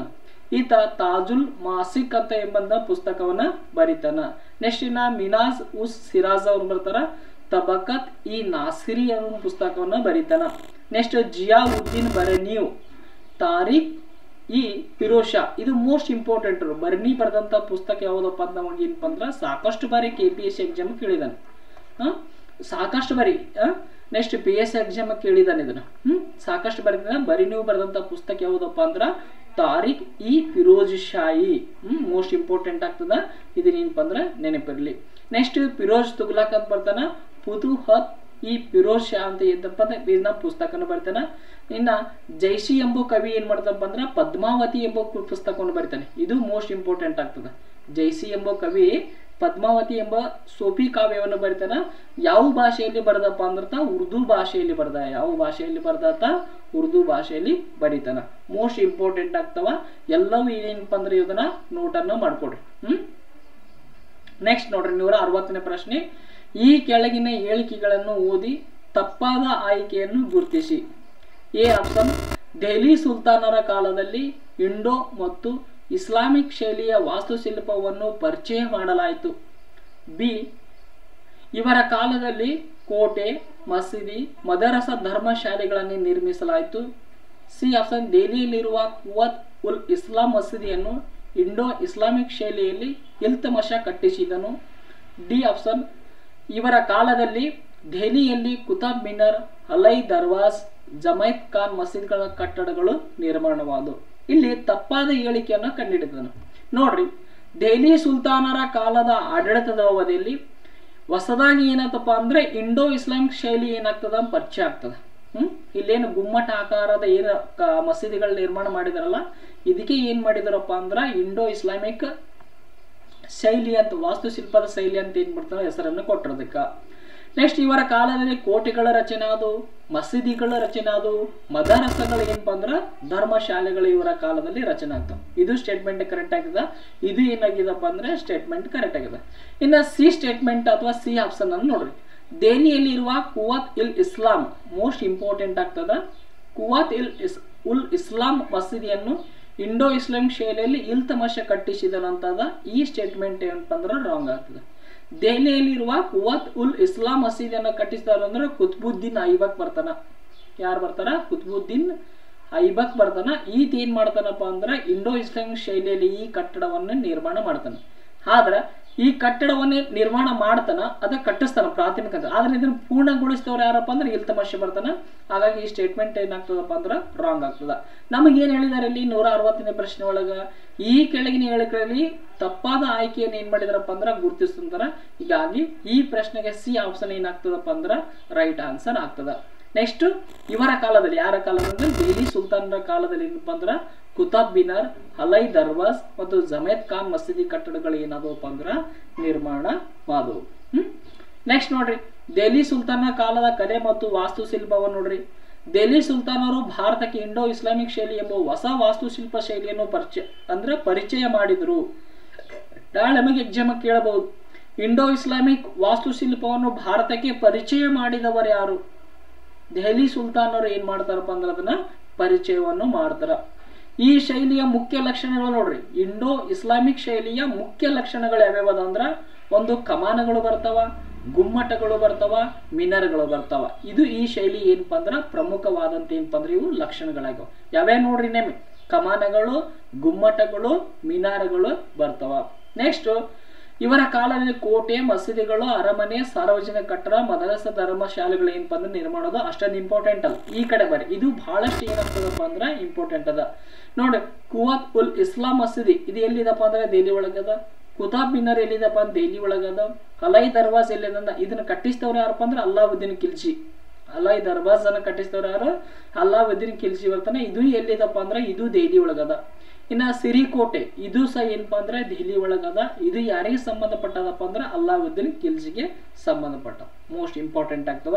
ನೆಕ್ಸ್ಟ್ ದೆಹಲಿ ಸುಲ್ತಾನರ ಕಾಲದಲ್ಲಿ ಏನಪ್ಪಾ ಅಂದ್ರ ಕಂಡು ಬರುವ ಅವರ ಆಡಳಿತಾವಧಿಯಲ್ಲಿ ಕಂಡು ಬರುವಂತ ಪ್ರಮುಖ ಸಂತರು ಯಾರಪ್ಪ ಅಂದ್ರೆ ರಮಾನಂದ ಬರ್ತಾನ, ಕಬೀರರು ಬರ್ತಾರ, ರಾಯಿದಾಸ, ಮೀರಾಬಾಯಿ. ಭಕ್ತಿ ಪಂಥ ಸಂತರು ಯಾರ್ಯಾರು ಬರ್ತಾರಂದ್ರ ಒಂದು ರಮಾನಂದ, ಕಬೀರರು, ರಾಯಿದಾಸ, ಮೀರಾಬಾಯಿ ಅವ್ರು ಏನಪ್ಪಾ ಅಂದ್ರ ಬರ್ತಾರ. ಮೀರಾಬಾಯಿನ ಏನಪ್ಪಾ ಅಂದ್ರ ಕಲಿಯುಗದ ರಾಧೆ ಅಂತ ಕರೀತಾರ. ಏನಂತ ಕರೀತಾರ? ಕಲಿಯುಗದ ರಾಧೆ ಅಂತ ಏನಪ್ಪಾ ಅಂದ್ರ ಕರೀತಾರ. ಯಾರಿಗೆ ಕರೀತಾರ? ಮೀರಾಬಾಯಿಗೆ ಕರೀತಾರ. ನೆಕ್ಸ್ಟ್ ಇನ್ನ ವಿಜಯನಗರ ಸಾಮ್ರಾಜ್ಯದ ಬಗ್ಗೆ ನಾವ್ ಏನಪ್ಪಾ ಅಂದ್ರ ಅಧ್ಯಯನ ಮಾಡೋಣ. ವಿಜಯನಗರ ಸಾಮ್ರಾಜ್ಯ ಯಾವಾಗ ಸ್ಥಾಪನೆ ಅಂದ್ರ 1336ರಿಂದ 1560ವರೆಗೆ ಏನಪ್ಪಾ ಅಂದ್ರ ಅದು ಆಡಳಿತವನ್ನ ಮಾಡ್ತದ. ನೆಕ್ಸ್ಟ್ 161ನೇ ಪ್ರಶ್ನೆ ನೋಡ್ರಿ. ಈ ಕಡೆ ವಿಜಯನಗರ ಸಾಮ್ರಾಜ್ಯದ ಬಗ್ಗೆ ನಾವು ಅಧ್ಯಯನ ಮಾಡೋಣ. ವಿಜಯನಗರ ಸಾಮ್ರಾಜ್ಯಕ್ಕೆ ಸಂಬಂಧಿಸಿದಂತೆ ಹೇಳಿಕೆಗಳನ್ನು ಗಮನಿಸಿ. ಎ ಸ್ಟೇಟ್ಮೆಂಟ್: ವಿಜಯನಗರ ಸಾಮ್ರಾಜ್ಯವು 1663ರಂದು ತುಂಗಾಭದ್ರಾ ನದಿಯ ದಕ್ಷಿಣ ದಡದ ಮೇಲೆ ಸ್ಥಾಪನೆ ಮಾಡಲಾಯಿತು. ಬಿ ಸ್ಟೇಟ್ಮೆಂಟ್: ವಿಜಯನಗರ ಸಾಮ್ರಾಜ್ಯವು ಸ್ಥಾಪನೆಗೊಂಡು ಹಿಂದೂ ಧರ್ಮ ಮತ್ತು ಸಂಸ್ಕೃತಿಯನ್ನು ಪ್ರೋತ್ಸಾಹಿಸಿತು. ಸಿ ಆಪ್ಷನ್: ಈ ಮನೆತನವು ಸುಮಾರು 3 ಶತಮಾನಗಳ ಕಾಲ ಆಳ್ವಿಕೆಯನ್ನು ನಡೆಸಿತು. ಇಲ್ಲಿ ಸರಿಯಾದ ಸ್ಟೇಟ್ಮೆಂಟ್ ಅನ್ನ ಕಂಡುಹಿಡಿ ಅಂತ ಹೇಳಿದಾನ. ನೋಡ್ರಿ, ವಿಜಯನಗರ ಸಾಮ್ರಾಜ್ಯ 1336 ಸ್ಥಾಪನೆ ಆಗ್ತದ. ಇಲ್ಲಿ ಏನ್ ಮಾಡ್ದ 63 ಅದ. ಹಾಗಾಗಿ ಈ ಸ್ಟೇಟ್ಮೆಂಟ್ ಏನಾಗ್ತದಪ್ಪ ಅಂದ್ರೆ ರಾಂಗ್ ಆಗ್ತದ. ಬಿ ಸ್ಟೇಟ್ಮೆಂಟ್ ನೋಡಿ, ವಿಜಯನಗರ ಸಾಮ್ರಾಜ್ಯ ಸ್ಥಾಪನೆಗೊಂಡು ಹಿಂದೂ ಧರ್ಮ ಮತ್ತು ಅವರ ಸಂಸ್ಕೃತಿಯನ್ನು ಪ್ರೋತ್ಸಾಹಿಸಿ. ಇದು ರೈಟ್ ಆಗ್ಯದ. ಈ ಮನೆತನ 3 ಶತಮಾನಗಳ ಕಾಲ ಆಳ್ವಿಕೆ ಮಾಡಿದ. ಇದು ರೈಟ್ ಆಗ್ಯದ. ಇಲ್ಲಿ ರೈಟ್ ಆನ್ಸರ್ ಬಂದು B option. B C options ಮಾತ್ರ ಏನಾಗಿದವಪ್ಪ ಅಂದ್ರೆ ಇಲ್ಲಿ ಸರಿಯಾಗಿದವು. ನೋಡ್ರಿ, ವಿಜಯನಗರ ಸಾಮ್ರಾಜ್ಯ ಯಾವ ರೀತಿ ಆಗಿತ್ತು ಅನ್ನೋದು ಇಲ್ಲೊಂದು ಸ್ವಲ್ಪ ಮ್ಯಾಪ್ ಅನ್ನು ನೋಡ್ಕೊಂಡ್ಬಿಡ್ರಿ. ಇಲ್ಲಿ ಗ್ರೀನ್ ಕಲರ್ ದಲ್ಲಿ ಇರುವಂತದ್ದು ಯಾವುದು? ಗ್ರೀನ್ ಕಲರ್ ಏನಿದೆ ಅಲ್ಲ, ಆ ಗ್ರೀನ್ ಕಲರ್ ಇರುವಂತದ್ದು ಎಲ್ಲವೂ ಏನಾಗಿದವಪ್ಪ ಅಂದ್ರ ವಿಜಯನಗರ ಸಾಮ್ರಾಜ್ಯಕ್ಕೆ ಸಂಬಂಧಪಟ್ಟದ. 3 ಕಡೆಯೂ ಏನಪ್ಪಾ ಅಂದ್ರ ಸಮುದ್ರಕ್ಕೆ ಅದು ಏನಾಗಿದಪ್ಪ ಅಂದ್ರ ಟಚ್ ಆಗಿದೆ. ನೆಕ್ಸ್ಟ್ ಇನ್ನ ಮೇಲ್ಗಡೆ ಎಲ್ಲೋ ಕಲರ್ ಇರೋದು ಬಹುಮನಿ ಕಿಂಗ್ಡಮ್ ಅದ. ಇದು ಏನಪ್ಪಾ ಅಂದ್ರ ಬಹುಮನಿ ಸುಲ್ತಾನರಿಗೆ ಸಂಬಂಧಪಟ್ಟಂತದ ಸಾಮ್ರಾಜ್ಯ ಆಗ್ಯದ. ನೆಕ್ಸ್ಟ್ ನೋಡ್ರಿ, ವಿಜಯನಗರ ಸಾಮ್ರಾಜ್ಯ ಆಗೋದಕ್ಕಿಂತ ಮುಂಚೆ ದಕ್ಷಿಣ ಭಾರತದಲ್ಲಿ ಮಹಾರಾಷ್ಟ್ರದಲ್ಲಿ ಶೇವಣ ಮನೆತನ, ಕರ್ನಾಟಕದಲ್ಲಿ ವೈಶಾಳ ಮನೆತನ, ತೆಲಂಗಾಣದಲ್ಲಿ ಕಾಕತೀಯ ಮನೆತನ, ನೆಕ್ಸ್ಟ್ ತಮಿಳುನಾಡಿನಲ್ಲಿ ಪಾಂಡ್ಯ ಮನೆತನಗಳು ಆಳ್ವಿಕೆ ಮಾಡ್ತಿದ್ವು. ಯಾವ ಭಾಗದೊಳಗ? ದಕ್ಷಿಣ ಭಾರತದೊಳಗ. ದಿಲ್ಲಿ ಸುಲ್ತಾನರ ಸೈನಿಕ ಕಾರ್ಯಾಚರಣೆಯಿಂದ ಏನಾಯ್ತಪ್ಪ ಅಂದ್ರ ಅದು ವಿಶೇಷವಾಗಿ ಅಲ್ಲಾವುದ್ದೀನ್ ಖಿಲ್ಜಿಯ ದಂಡ ನಾಯಕನಾದಂತ ಮಲ್ಲಿಕ್ ಕಾಫರ್. ಹಿಂದಿನ ತರಗತಿ ಒಳಗೆ ನಾವು ಅಧ್ಯಯನ ಮಾಡಿದೀವಿ. ಪದೇ ಪದೇ ಅದೇ ವಿಷಯಗಳನ್ನ ಡಿಸ್ಕಸ್ ಮಾಡೋದು ಬೇಡ. ಯಾಕಂದ್ರೆ ವಿಡಿಯೋ ತುಂಬಾ ಲೆಂತ್ ಆಗ್ತಿರ್ತಾವ. ನೀವು ಹಿಂದಿನ ವಿಡಿಯೋ ಸಹ ನೋಡ್ರಿ. ಮಲ್ಲಿಕ್ ಕಾಫರ್ ದಕ್ಷಿಣ ಭಾರತದ ಮೇಲೆ ದಂಡಯಾತ್ರೆ ಕೈಗೊಂಡ ಸಂದರ್ಭದೊಳಗ ಮಹಾರಾಷ್ಟ್ರದ ಶೇವಣ, ಹೊಯ್ಸಳ, ಕರ್ನಾಟಕ ಮನೆತನ, ಕಾಕತೀಯರು ತೆಲಂಗಾಣದ ಮೇಲೆ, ಪಾಂಡ್ಯ ತಮಿಳುನಾಡಿನ ಮೇಲೆ ಅಲ್ಲಿ ದಾಳಿ ಮಾಡಿ ಅಪಾರವಾದ ಸಂಪತ್ತನ್ನು ಏನ್ ಮಾಡ್ತಾನಪ್ಪ ಅಂದ್ರ ಕೊಳ್ಳೆ ಹೊಡೆದು ಅಲ್ಲಿ ಇರುವಂತಹ ಸಾಮ್ರಾಜ್ಯಗಳನ್ನ ಏನ್ ಮಾಡ್ತಾನಂದ್ರ ಸರ್ವನಾಶ ಮಾಡುತ್ತಾನೆ. ಇಂಥ ಸಮಯದೊಳಗೆ ಏನಾಯ್ತಪ್ಪ ಅಂದ್ರ ಹಲವು ಮನೆತನಗಳು ಅಸ್ತಿತ್ವಕ್ಕೆ ಬರ್ತಾವ. ಅರ್ಧ ಬಹಳ ಪ್ರಬಲರಾದವ್ರು ಯಾರಪ್ಪ ಅಂದ್ರೆ ವಿಜಯನಗರ ಸಾಮ್ರಾಜ್ಯದ ಅರಸರು. ವಿಜಯನಗರ ಸಾಮ್ರಾಜ್ಯರು ಹಿಂದೂಗಳ ರಕ್ಷಣೆಗಾಗಿ ಏನ್ ಮಾಡಿದ್ರಪ್ಪ ಅಂದ್ರ ಹಂಪಿಯ ಅಲ್ಲಿ ಏನ್ ಮಾಡಿದ್ರಪ್ಪ ಅಂದ್ರೆ ವಿಜಯನಗರವನ್ನು ಸಾಮ್ರಾಜ್ಯ ಸ್ಥಾಪನೆ ಮಾಡ್ತಾರೆ. ಯಾವಾಗ ಸ್ಥಾಪನೆ ಮಾಡ್ತಾರ ಅಂದ್ರ ಸಾಮಾನ್ಯ ಶಕ 1332 ಹರಿಹರ ಮತ್ತು ಬುಕ್ಕರು ಈ ಸಾಮ್ರಾಜ್ಯವನ್ನು ಸ್ಥಾಪನೆ ಮಾಡ್ತಾರ. ಯಾರ್ಯಾರು? ಸಂಗಮ ಮನೆತನದ ದೊರೆಗಳಾದಂತ ಹರಿಹರ ಮತ್ತು ಬುಕ್ಕರು ಈ ಮನೆತನವನ್ನು ಸ್ಥಾಪನೆ ಮಾಡ್ತಾರ. ಯಾವ ನದಿ ದಂಡೆ ಮೇಲೆ ಈ ಮನೆತನವನ್ನು ಸ್ಥಾಪನೆ ಮಾಡ್ತಾರಪ್ಪ ಅಂದ್ರ ತುಂಗಾ ನದಿ. ನೋಡ್ರಿ, ತುಂಗಾಭದ್ರಾ ನದಿಯ ದಕ್ಷಿಣ ದಡದ ಮೇಲೆ ಈ ಸಾಮ್ರಾಜ್ಯವನ್ನು ಏನ್ ಮಾಡ್ತಾರ? ಸ್ಥಾಪನೆ ಮಾಡ್ತಾರೆ. ಇನ್ನ ವಿಜಯನಗರ ಸಾಮ್ರಾಜ್ಯದ ರಾಜಧಾನಿ ಯಾವ್ದು? ಹಂಪಿ. ಯಾವುದು? ವಿಜಯನಗರ ಸಾಮ್ರಾಜ್ಯದ ರಾಜಧಾನಿ ಯಾವ್ದಪ್ಪ ಅಂದ್ರೆ ಹಂಪಿ ಬರ್ತದ. ಇನ್ನ ವಿಜಯನಗರ ಸಾಮ್ರಾಜ್ಯ ಆಳಿದಂತ ಪ್ರಮುಖ ಮನೆತನಗಳು ನೋಡಿದಾಗ ಪ್ರಮುಖವಾಗಿ 4 ಮನೆತನಗಳು ಬರ್ತಾವ. ಎಷ್ಟು ಮನೆತನಗಳು ಬರ್ತಾವ? 4 ಮನೆತನಗಳು ಬರ್ತಾವ. ಒಂದು ಸಂಗಮ ಮನೆತನ ಬರ್ತದ, ಸಾಳುವ ಮನೆತನ ಬರ್ತದ, ತುಳುವ ಮನೆತನ ಬರ್ತದ, ಅರಿವಿಡು ಮನೆತನ ಬರ್ತದ. ಮೊದಲ ಬಾರಿಗೆ ವಿಜಯನಗರ ಸಾಮ್ರಾಜ್ಯನ ಆಳಿದ ಮನೆತನವಾದ ಸಂಗಮ ಮನೆತನ. ಇನ್ನ ಕೊನೆಯ ಬಾರಿಗೆ ಆಳಿದಂತ ಮನೆತನ ಅರಿವಿಡು ಮನೆತನ ಬರ್ತಾನ. ಬಹಳಷ್ಟು ಇಂಪಾರ್ಟೆಂಟ್ ಆಗ್ತದೆ. ನಮ್ಮ ಸಾಕಷ್ಟು ಬಾರಿ ಏನಪ್ಪಾ ಅಂದ್ರ ಸಾಕಷ್ಟು ಬಾರಿ ಪರೀಕ್ಷೆಗೆ ಪ್ರಶ್ನೆಗಳನ್ನ ಕೇಳಿದಾನೆ. ಏನಂತ ಕೇಳಿದಾರ? ವಿಜಯನಗರ ಸಾಮ್ರಾಜ್ಯವನ್ನ ಸ್ಥಾಪನೆ ಮಾಡಿದವರು ಯಾರಂತ ಕೇಳಾನ. ವಿಜಯನಗರ ಸಾಮ್ರಾಜ್ಯ ಯಾವ ನದಿ ದಡದಲ್ಲಿ ಸ್ಥಾಪನೆ ಆಯ್ತು ಅಂತ ಪ್ರಶ್ನೆ ಕೇಳಿದಾನ. ವಿಜಯನಗರ ಸಾಮ್ರಾಜ್ಯ ಯಾವ ವರ್ಷ ಸ್ಥಾಪನೆ ಆಯ್ತು ಅಂತ ಕೇಳಿದಾನ. ವಿಜಯನಗರದ ಸಾಮ್ರಾಜ್ಯದ ರಾಜಧಾನಿ ಯಾವ್ದಂತ ಕೇಳಿದಾನ. ರಾಜ್ಯ ಲಾಂಛನ ಯಾವುದು. ಸಾಕಷ್ಟು ಬಾರಿ ನಮಗೇನಪ್ಪ ಅಂದ್ರೆ ಪ್ರಶ್ನೆ ಪತ್ರಿಕೆಯಲ್ಲಿ ಸಾಕಷ್ಟು ಈ ಸಾಮ್ರಾಜ್ಯದ ಕುರಿತು ಪ್ರಶ್ನೆಗಳಿಂದ, ಹಾಗಾಗಿ ಬಹಳ ಇಂಪಾರ್ಟೆಂಟ್ ಆಗ್ತದೆ. ನೆಕ್ಸ್ಟ್ ನೋಡ್ರಿ 162ನೇ ಪ್ರಶ್ನೆ. ಈ ಕೆಳಗಿನವರು ಯಾರು ಸಂಗಮ ಸಹೋದರರು ಆಗಿರಲಿಲ್ಲ. A option Harihara, B option Bukka, C option Krishnadevaraya, D option Muddappa. ಈ ಪ್ರಶ್ನೆಗೆ ರೈಟ್ ಆನ್ಸರ್ ಬಂದು ಏನಪ್ಪ ಅಂದ್ರೆ ಕೃಷ್ಣದೇವರಾಯ ಆಗ್ತಾನೆ. ಇಲ್ಲಿ ಸಂಗಮ ಮನೆತನಕ್ಕೆ ಸಂಬಂಧಪಟ್ಟಂತ 5 ಸಹೋದರರು ಬರ್ತಾರೆ. ಎಷ್ಟು ಬರ್ತಾರ? 5 ಸಹೋದರರು ಬರ್ತಾರ. ಅದರಲ್ಲಿ ಹರಿಹರ, ಬುಕ್ಕ, ಮುದ್ದಪ್ಪ ಇವರೆಲ್ಲರೂ ಯಾರಪ್ಪ ಅಂದ್ರೆ ಸಂಗಮ ಸಹೋದರರು. ಆದ್ರೆ ಶ್ರೀಕೃಷ್ಣ ದೇವರಾಯ ಯಾವ ಮನೆತನಕ್ಕೆ ಸಂಬಂಧಪಟ್ಟವಪ್ಪ ಅಂದ್ರೆ ತುಳು ಮನೆತನಕ್ಕೆ ಸಂಬಂಧಪಟ್ಟವ. ಹಾಗಾಗಿ ಈ ಪ್ರಶ್ನೆಗೆ ಸರಿಯಾದ ಉತ್ತರ ಏನಾಗ್ತದಪ್ಪ ಅಂದ್ರೆ ಶ್ರೀಕೃಷ್ಣ ದೇವರ ಆಗ್ತದೆ. ಇವ್ರಿ ನೋಡ್ರಿ ಹರಿಹರ ಮತ್ತು ಬುಕ್ಕರು. ಇಲ್ಲಿ ಅದರಲ್ಲ, ಈ ಫೋಟೋ ಒಂದ್ಸಲ ನೋಡ್ಕೊಂಡ್ಬಿಡ್ರಿ. ನೆಕ್ಸ್ಟ್ ವಿಜಯನಗರ ಸಾಮ್ರಾಜ್ಯಕ್ಕೆ ಸಂಬಂಧಪಟ್ಟಂತ ಮಾಹಿತಿ ನೋಡ್ರಿ. ಸಂಗಮ ಎಂಬಾತನ ಪುತ್ರರು ನೋಡ್ರಿ ಇದೇ ಮೂರ್ತಿ ನೋಡ್ರಿ. ಸಂಗಮ ಎಂಬಾತನ ಪುತ್ರರು ತುಂಗಾಭದ್ರಾ ದಕ್ಷಿಣ ದಡದ ಮೇಲೆ ವಿಜಯನಗರ ಸಾಮ್ರಾಜ್ಯವನ್ನು ಅಡಿಪಾಯ ಹಾಕಿದ್ರು. ಆಲ್ರೆಡಿ ತಿಳ್ಕೊಂಡಿದ್ರಿ ಯಾವಾಗ, ಏನು, ಎಲ್ಲಿ ಅನ್ನೋದು. ಆದ್ರ ಈ ಸಂಗಮ ಸಹೋದರರು ನೋಡ್ರಿ, ಒಂದೇನೋ ಹರಿಹರ ಬರ್ತಾರ, ಬುಕ್ಕ ಬರ್ತಾರ, ಕಂಪಣ್ಣ ಬರ್ತಾನ, ಮಾರಪ್ಪ, ಮುದ್ದಪ್ಪ. ಈ 5 ಮಂದಿ ಏನಪ್ಪ ಅಂದ್ರ ಸಂಗಮ ಸಹೋದರಾಗಿದ್ರು. ಹಾಗಾಗಿ ಈ ಸಂಗಮನ ಮಕ್ಕಳು ಇವರು ಆಗಿದ್ರಿಂದ ಈ ಮನೆತನಕ್ಕೆ ಸಂಗಮ ಮನೆತನ ಅಂತ ಹೆಸರು ಬಂತು. ವಿಜಯನಗರ ಸಾಮ್ರಾಜ್ಯ ಆಳಿದ ಮೊದಲ ಮನೆತನ ಸಂಗಮ ಮನೆತನ. ಇದಕ್ಕೆ ಈ ಹೆಸರು ಬರಲು ಕಾರಣ ಏನಪ್ಪಾ ಅಂದ್ರ ಸಂಗಮ ಸಹೋದರರಿಂದ ಈ ಮನೆತನಕ್ಕೆ ಈ ಸಂಗಮ ಅಂತ ಹೆಸರು ಬಂದದ್ದು. ಆಲ್ರೆಡಿ KPSCಗೆ ಏನ್ ಮಾಡಿದಾನಪ್ಪ ಅಂದ್ರ ಪ್ರಶ್ನೆ ಕೇಳಿದ. ನೆಕ್ಸ್ಟ್ ನೋಡ್ರಿ, ವಿಜಯನಗರ ಸಾಮ್ರಾಜ್ಯ ಲಾಂಛನ ಯಾವುದು, ರಾಜ್ಯ ಲಾಂಛನ ಯಾವುದು, ವರಹ ಬರ್ತದ. ಅದು ಎಂತ ವರಪ್ಪ ಅಂದ್ರೆ ಎಡಮುಖ ವರ. ಇಲ್ಲಿ ನೋಡ್ರಿ, ಇದು ಏನಪ್ಪಾ ಅಂದ್ರೆ ವಿಜಯನಗರ ಸಾಮ್ರಾಜ್ಯದ ರಾಜ್ಯ ಲಾಂಛನವಾಗ್ಯದ. ನೆಕ್ಸ್ಟ್ ವಿಜಯನಗರ ಸಾಮ್ರಾಜ್ಯದ ಕುಲದೇವರು ಯಾರಪ್ಪ ಅಂದ್ರ ಶ್ರೀ ವಿರೂಪಾಕ್ಷ ಬರ್ದ. ವಿಜಯನಗರ ಸಾಮ್ರಾಜ್ಯದ ಕುಲದೇವರು ಯಾರು ಅಂದ್ರೆ ವಿರೂಪಾಕ್ಷ ದೇವರು ಬರ್ತಾರ. ಇಲ್ಲಿ ನೋಡು ವಿರೂಪಾಕ್ಷ ದೇವರ ಮೂರ್ತಿ. ನೆಕ್ಸ್ಟ್ ಇನ್ನ ವಿಜಯನಗರ ಸಾಮ್ರಾಜ್ಯ ಅರಸರ ಬಿರುದು ಏನಾಗಿತ್ತಪ್ಪ ಅಂದ್ರ ಹಿಂದೂರಾಯ ಸುರತ್ರಾಣ. ವಿಜಯನಗರ ಸಾಮ್ರಾಜ್ಯದ ಅರಸರ ಬಿರುದು ಮೋಸ್ಟ್ ಇಂಪಾರ್ಟೆಂಟ್ ಆಗ್ತದ. ಅವ್ರ ಬಿರುದು ಏನಾಗಿತ್ತಪ್ಪ ಅಂದ್ರ ಹಿಂದೂರಾಯ ಸುರತ್ರಾಣ ಆಗಿತ್ತು. ವಿಜಯನಗರ ಸಾಮ್ರಾಜ್ಯದ ಮೊದಲ ಅರಸರು ಯಾರಂದ್ರ ಹರಿಹರ ಮತ್ತು ಬುಕ್ಕರ್ ಬರ್ತಾರ. ಇನ್ನು ಹಂಪಿ ರಾಜಧಾನಿಯನ್ನು ನಿರ್ಮಾಣ ಮಾಡಿದವರು ಯಾರಪ್ಪ ಅಂದ್ರ ಹರಿಹರ ಬರ್ತಾನೆ. ಮೋಸ್ಟ್ ಇಂಪಾರ್ಟೆಂಟ್ ಅಂತ.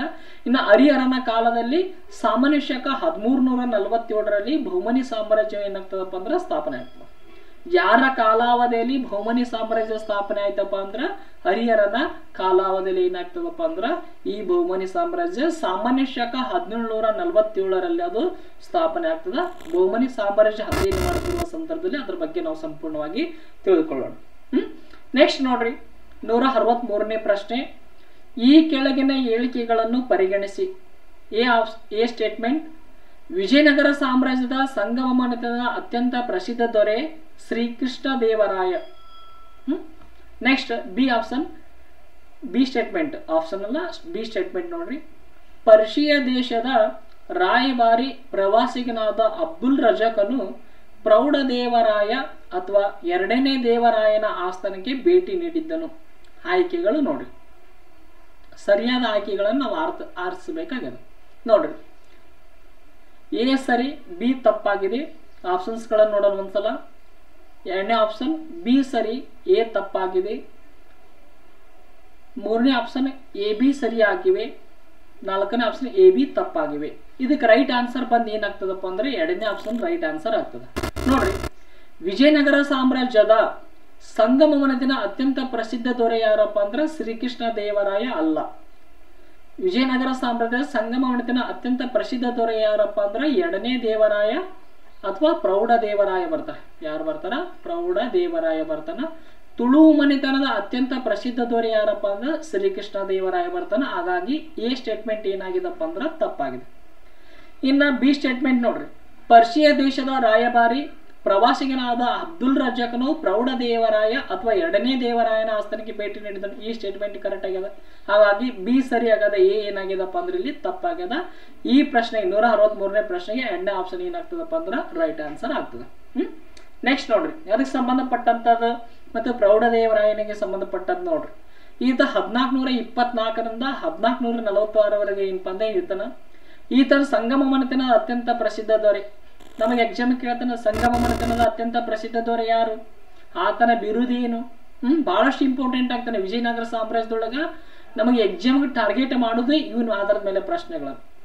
ನೋಡ್ರಿ, ಈತ ಪ್ರೌಢದೇವರಾಯನ ಪ್ರಾರಂಭದಲ್ಲಿ ಗಡಿ ಪ್ರದೇಶದ ನಾಯಕರನ್ನ ಹತ್ತಿಕ್ಕಿದನು.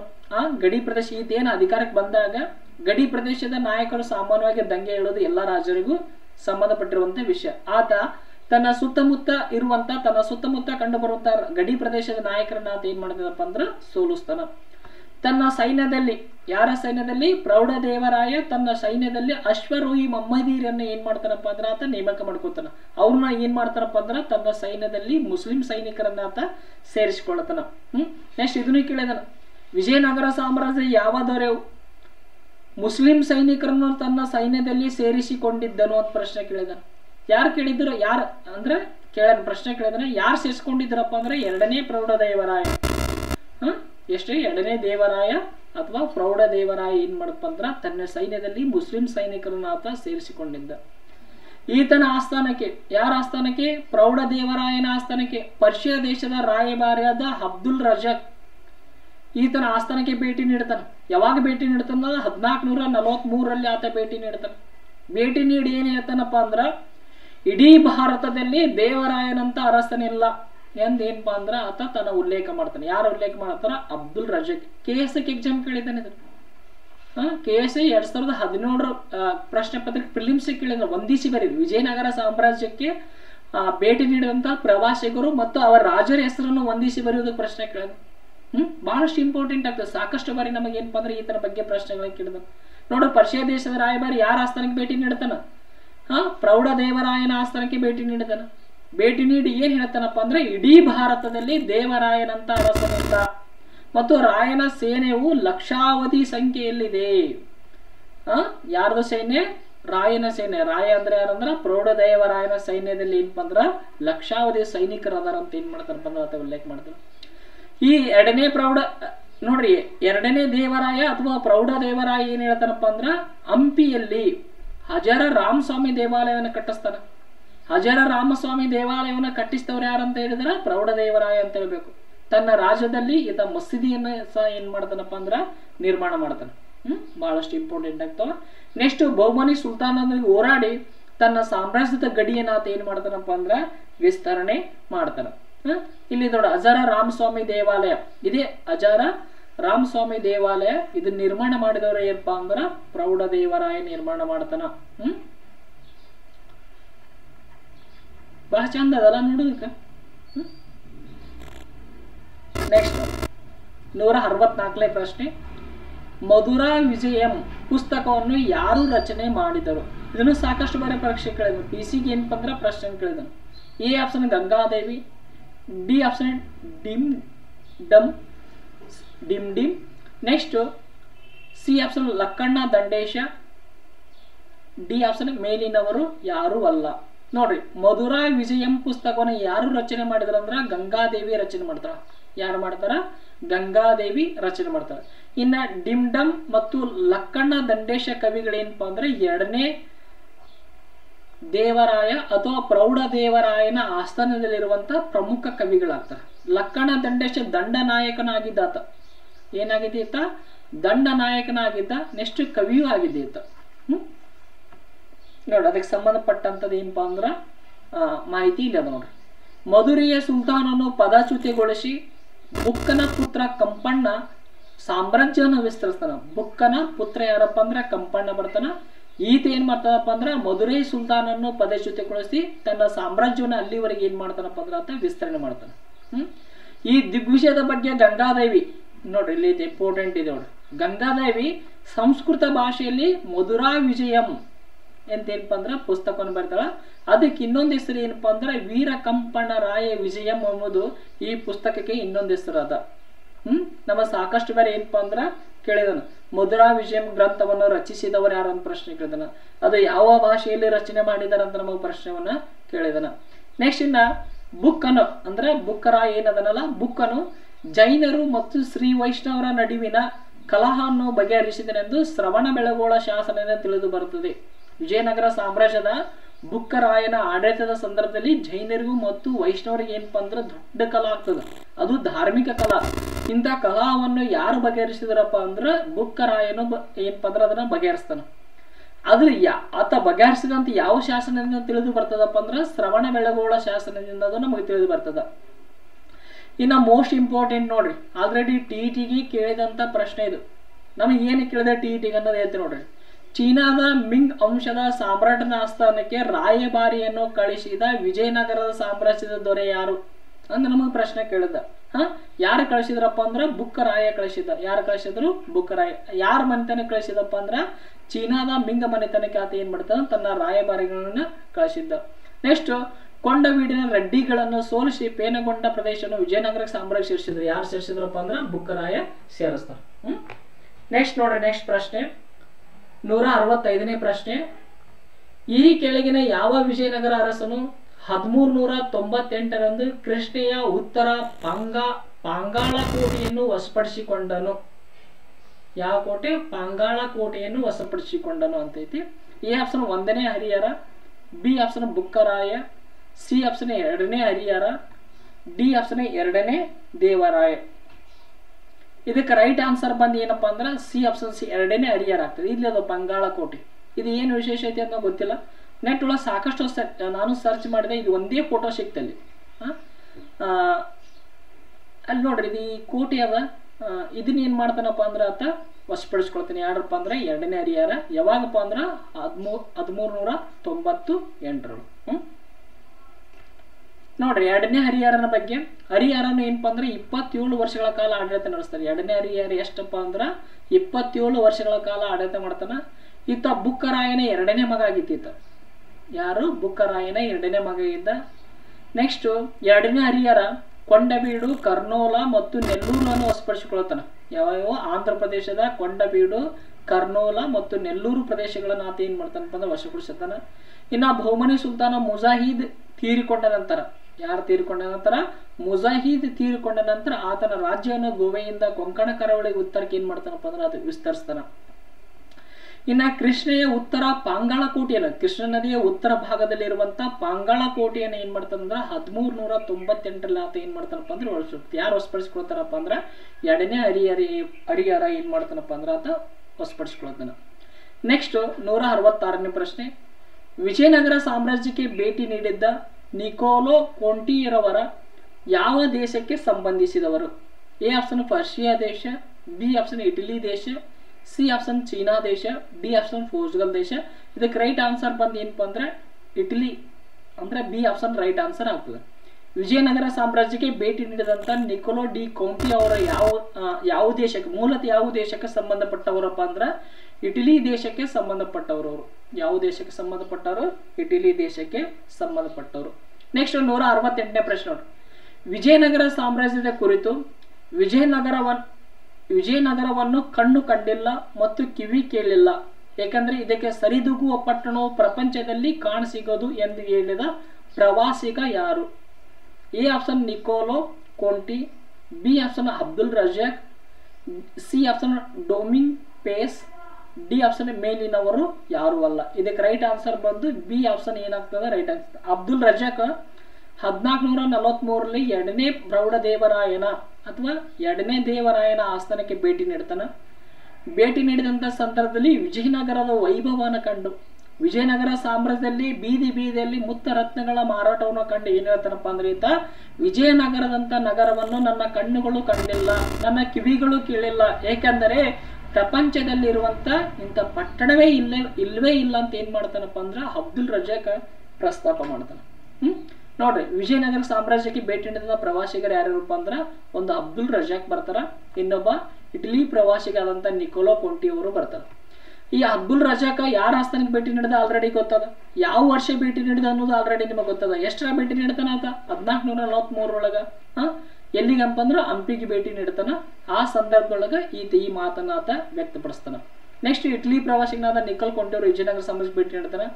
ವಿಜಯನಗರ ಸಾಮ್ರಾಜ್ಯ ಕುರಿತು ಈತ ಏನ್ ಹೇಳ್ತಪ್ಪ ಅಂದ್ರೆ, ವಿಜಯನಗರ ಸಾಮ್ರಾಜ್ಯದ ರಾಜಧಾನಿ ಆದಂತ ಹಂಪಿಯು 60 ಮೈಲಿ ಸುತ್ತಳತೆ ಉಳ್ಳದಾಗಿದೆ ಅಂತ ಏನ್ ಮಾಡ್ತಾನಪ್ಪ ಅಂದ್ರ ಆತ ಹೇಳ್ತಾನೆ.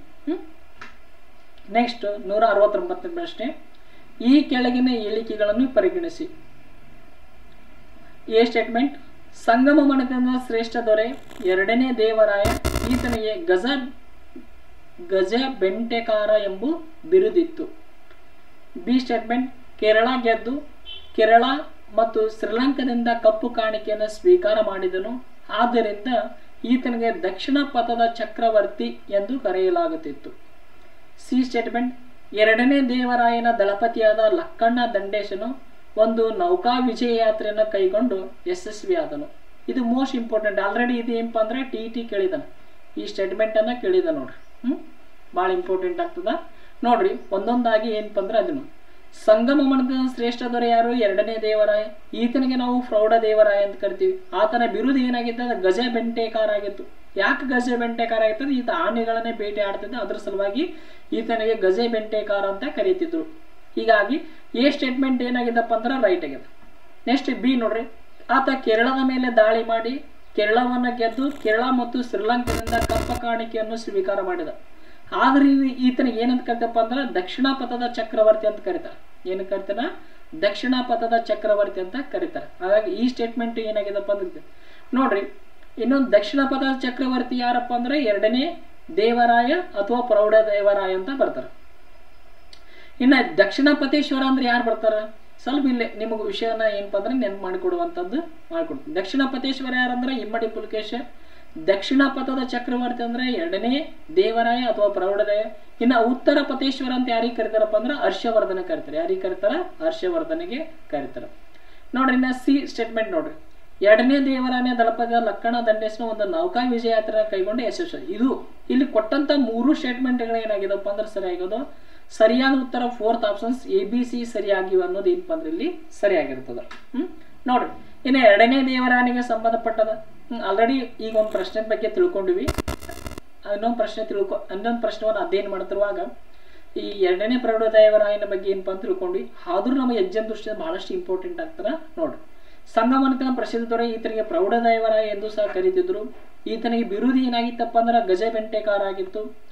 ಈತನ ಒರಿಸ್ಸಾದ ಗಜಪತಿ ವಂಶದ ಕಪಲೇಂದ್ರನ್ನು ಸೋಲಿಸಿ ಕೊಂಡವೀಡನ್ನು ಗೆದ್ದು ಕೊಡ್ತಾನೆ. ಯಾವುದು? ಒರಿಸ್ಸಾದ ಗಜಪತಿ ಆದಂತ ಕಪಲೇಂದ್ರನ್ನು ಸೋಲಿಸಿ ಯಾವ ಪ್ರದೇಶ ಕೊಂಡವೀಡನ್ನು ಆತ ಗೆದ್ದುಕೊಳ್ತಾನ. ಕೇರಳ ಶ್ರೀಲಂಕಾದಿಂದ ಕಪ್ಪು ಕಾಣಿಕೆಯನ್ನು ಸ್ವೀಕರಿಸಿದ. ಆದ್ದರಿಂದ ದಕ್ಷಿಣ ಪಥೇಶ್ವರ ಅಥವಾ ದಕ್ಷಿಣ ಪಥದ ಚಕ್ರವರ್ತಿ ಅಂತ ಏನಪ್ಪ ಅಂದ್ರೆ ಇವನಿಗೆ ಕರೀತಾರ. ಈ ವಿಜಯದಿಂದ ವಿಜಯನಗರ ಸಾಮ್ರಾಜ್ಯದ ಗಡಿಯು ಸಿಂಹಳದ ಅಂದ್ರ ಶ್ರೀಲಂಕಾದ ಗಡಿಯಿಂದ ಗುಲ್ಬರ್ಗದವರೆಗೆ ಇತ್ತೆಂದು ತೆಲಂಗಾಣದಿಂದ ಮಲಬಾರ ತೀರವರೆಗೆ ವಿಸ್ತರಿಸಿತು. ಈತನ ಆಸ್ಥಾನದ ಸಂಸ್ಕೃತ ಕವಿ ಡಮ್ ಮತ್ತು ಲಕ್ಕಣ ದಂಡೇಶನ ಇದ್ದನು. 1446ರಲ್ಲಿ ಏನಪ್ಪಾ ಅಂದ್ರೆ ಎರಡನೇ ದೇವರಾಯ ಮರಣವಂತನ. ಎಷ್ಟರ ಮರಣವಂತನ ಅಂದ್ರೆ 1446ರಲ್ಲಿ ಮರಣವಂತರ. ಇದ್ರಲ್ಲಿ ಅವನು ಬಿರುದನ್ನು ನೆನಪಿಟ್ಕೊಡು ಸಾಕು. ನೆಕ್ಸ್ಟ್ ಇನ್ನ ಸಾಂಪ್ರದಾಯಿಕ ಶತ್ರುವಾದಂತಹ ಬಹುಮನಿ ಸುಲ್ತಾನ ಹಮ್ಮದ್ ಶಾನನ್ನು ಬಿಜಾಪುರದಲ್ಲಿ ಅಟ್ಟಿಸಿಕೊಂಡು ಮುದುಗಲ್ ಮತ್ತು ಬಂಕಾಪುರ ಕೋಟೆಯನ್ನು ವಶಪಡಿಸಿಕೊಳ್ತಾನೆ. ಯಾರನ್ನ? ಅಹಮ್ಮದ್ ಶಾ. ಯಾರು ಅಟ್ಟಿಸಿಕೊಂಡು ಹೋದ್ರು? ಎರಡನೇ ದೇವರಾಯ. ನೆಕ್ಸ್ಟ್ 170ನೇ ಪ್ರಶ್ನೆ, ಸಾಳುವ ಮನೆತನದ ಅತ್ಯಂತ ಪ್ರಸಿದ್ಧ ದೊರೆ ಯಾರು?